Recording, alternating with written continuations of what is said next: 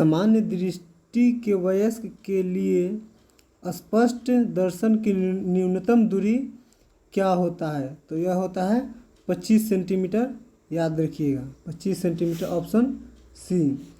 एक नेत्र वाले व्यक्ति का दृष्टि क्षेत्र कितना होता है? एक नेत्र वाले व्यक्ति का दृष्टि क्षेत्र कितना होता है? तो 150 डिग्री होगा। एक नेत्र वाले व्यक्ति को सारा संसार कैसा लगता है? द्विविमीय चपटी। इसका आंसर होगा द्विविमीय चपटी।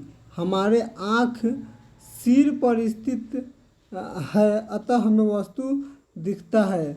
किस प्रकार का दिखता है? द्विविमीय, त्रिविमीय, ए और बी दोनों, या इनमें से कोई नहीं, तो हो जाएगा त्रिविमीय हो जाएगा। ये ऑप्शन इसका सही हो जाएगा। रेटिना पर किसी वस्तु का उल्टा प्रतिबिंब, उल्टा तथा वास्तविक प्रतिबिंब किसके द्वारा बनता है?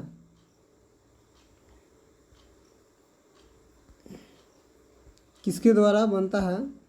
तो यहाँ इसका हो जाएगा ऑप्शन अभिनेत्र लेंस। इसमें कहाँ है? परितारिका, पश्चिमाभिपेशीय, अभिनेत्र लेंस, कचापद्रव। इसका हो जाएगा अभिनेत्र लेंस। निम्नलिखित में से कौन नेत्र का रंगीन भाग होता है? निम्नलिखित में से कौन नेत्र का रंगीन भाग होता है? तो हो जाएगा परितारिका। ठीक है, उसके आगे है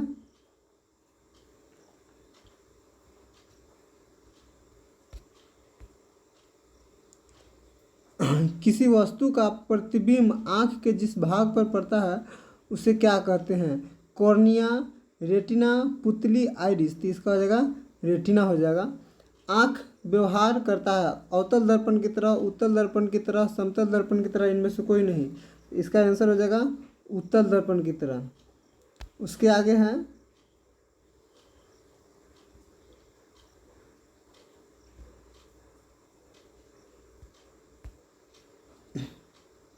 मानव नेत्र में किस प्रकार का लेंस पाया जाता है? तो इसका हो जाएगा उत्तल, अवतल, वलयाकार, इनमें से कोई नहीं। तो आंसर हो जाएगा उत्तल लेंस। मानव नेत्र में जो बिंदु प्रकाश के लिए बिल्कुल सुग्राही होता है उसे क्या कहते हैं? उसे क्या कहते हैं? तो ऑप्शन है अंध बिंदु, पित्त बिंदु, दूर बिंदु, निकट बिंदु। बिल्कुल क्या क्वेश्चन कहता है? मानव नेत्र में जो बिंदु प्रकाश के लिए बिल्कुल सुग्राही नहीं होता है उसे कहते हैं अंध बिंदु कहते हैं। अंध बिंदु। मानव नेत्र जिस भाग पर प्रतिबिंब बनाता है वह क्या होता है? कॉर्निया, परितारिका, पुतली, दृष्टिपटल। तो इसका ऑप्शन हो जाएगा, सही ऑप्शन हो जाएगा दृष्टिपटल। सामान्य नेत्र की आँख पर बनने वाली प्रतिबिंब होता है। सामान्य आँख पर, आँख की रेटिना पर बनने वाला प्रतिबिंब कैसा होता है? तो इसका आंसर हो जाएगा वास्तविक और उल्टा।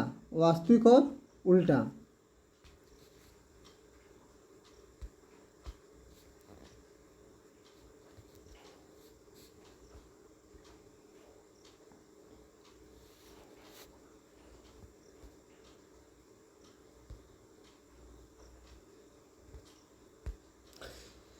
नेत्र लेंस में समायोजन की क्रिया होती है किसके द्वारा? आइरिस के द्वारा, नेत्र लेंस के द्वारा, सिलियरी मांसपेशियों के द्वारा, कॉर्निया के द्वारा। तो सिलियरी मांसपेशियों के द्वारा होता है। उसके आगे है पुतली के साइज को नियंत्रित करने वाला गहरा पेशीय डायफ्राम क्या कहलाता है? पुतली के साइज को नियंत्रित करने वाले गहरा पेशीय डायफ्राम क्या कहलाता है? तो इसका ऑप्शन है परितारिका है, अभिनेत्र लेंस है, नेत्रपटल है और रेटिना है। तो क्या हो जाएगा? परितारिका हो जाएगा। आँख की पुतली किस प्रकार कार्य करती है? आँख की पुतली किस प्रकार से कार्य करती है? इसको देखेंगे, है दिक् तंत्रिका की तरह। उसके बाद है पुतली की भांति, परितारिका की भांति और परिवर्ती द्वारक के भांति। तो किस तरह? सही ऑप्शन हो जाएगा परिवर्ती द्वारक की भांति। कॉर्निया के पीछे एक संरचना होती है उसे क्या कहते हैं? कॉर्निया के पीछे जो संरचना पाया जाता है उसे क्या कहते हैं? परितारिका कहते हैं। क्या कहते हैं? परितारिका कहते हैं।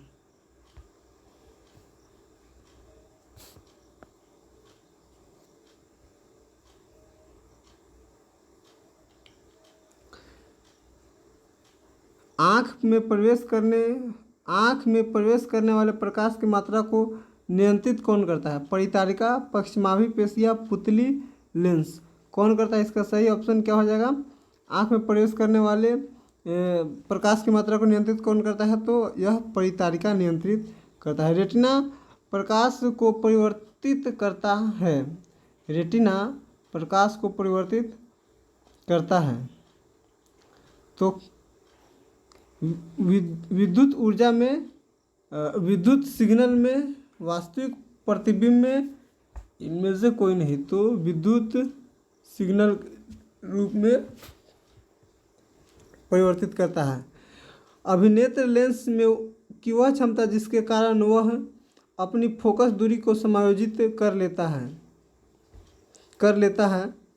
क्या कहलाता है? ऑप्शन है सामंजस्य क्षमता कहलाता है। उसके बाद है लेंस मोटा हो जाता है, लेंस पतला हो जाता है, सिलेरी पेशियाँ सिकुड़ जाता है। तो इसका सही ऑप्शन क्या हो जाएगा? मांसपेशियाँ समांजन कहलाता है। समांजन मांसपेशियाँ कहलाता है। उसके बाद प्रकाश की एक पतली झिल्ली से होकर नेत्र में प्रवेश करता है। प्रकाश एक पतली झिल्ली से होकर नेत्र में प्रवेश करता है। इस झिल्ली को क्या कहते हैं? नेत्र पटल कहते हैं, कॉर्निया कहते हैं, परितारिका कहते हैं या पुतली कहते हैं? तो इसको क्या कहते हैं? कॉर्निया कहते हैं। ठीक है।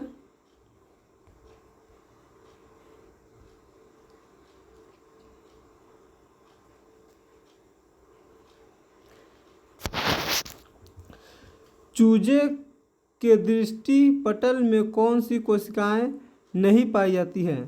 तो कौन सी कोशिकाएं नहीं पाई जाती है? तो इसमें देखिएगा संस्कला कोशिकाएं, शंकु कोशिकाएं और उसके बाद है ऊपर दिए गए दोनों, इनमें से कोई नहीं। तो सही ऑप्शन क्या हो जाएगा इसमें? शंकु कोशिकाएं। क्या हो जाएगा? शंकु कोशिकाएं हो जाएगा। उसके आगे अभिनेत्र लेंस की वक्रता में परिवर्तन किसके द्वारा होता है? किसके द्वारा होता है? तो इसका सही आंसर हो जाएगा पश्चिमाभी पेशियों के द्वारा। किसके द्वारा होता है? पश्चिमाभी पेशियों के द्वारा होता है। उसके आगे है पेशियों के शिथिल होने पर अभिनेत्र लेंस की फोकस दूरी क्या हो जाती है? तो 2.5 सेंटीमीटर हो जाती है।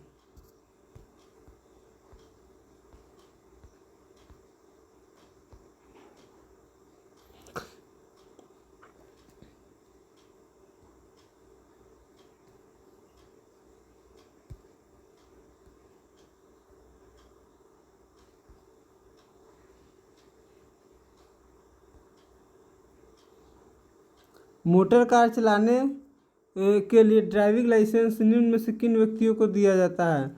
जो वर्णधक हो, जो वर्णधक नहीं हो, ए और बी दोनों, इनमें से कोई नहीं। तो इसका सही ऑप्शन हो जाएगा जो वर्णधक नहीं हो।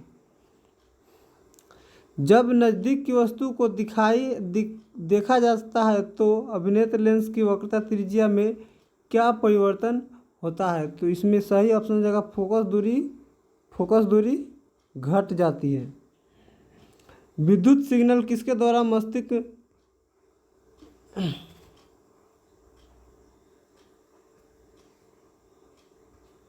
विद्युत सिग्नल किसके द्वारा मस्तिष्क में पहुंचाया जाता है? तो दिक् तंत्रिकाओं के द्वारा, मांसपेशियों द्वारा, कचाफ द्रव द्वारा, सामान्य स्नायु द्वारा। तो इसका सही आंसर हो जाएगा दिक् तंत्रिका के द्वारा पहुंचाया जाता है। दिक् तंत्रिकाओं के द्वारा पहुंचाया जाता है। नेत्र में प्रवेश करने वाले प्रकाश की किरण का अधिकांश अपवर्तन कहाँ हो जाता है? तो ऑप्शन हो जाएगा, इसका सही ऑप्शन हो जाएगा कॉर्निया के बाहरी पृष्ठ पर। कॉर्निया के बाहरी पृष्ठ पर।